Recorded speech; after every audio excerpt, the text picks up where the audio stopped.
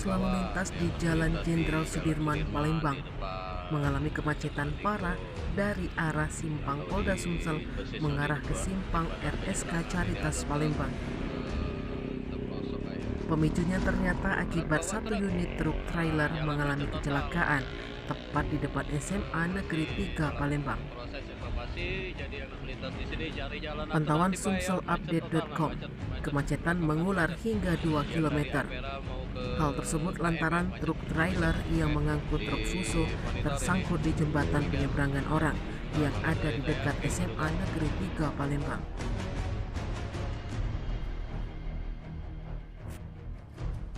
Kecelakaan tunggal itu sudah terjadi sejak subuh sekitar pukul 5 waktu Indonesia bagian Barat.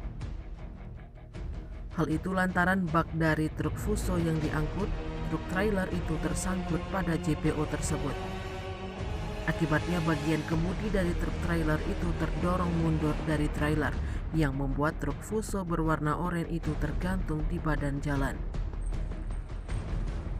Hingga berita ini dinaikkan, sejumlah anggota kepolisian lalu lintas berada di lokasi guna mengatur arus kendaraan yang sudah menumpuk. Dihimbau bagi pengguna jalan Jenderal Sudirman dari arah simpang Polda Sumsel menuju arah simpang RSK Caritas Palembang untuk mengambil jalur lain atau jalur alternatif. Tim Liputan Sumsel Update TV melaporkan.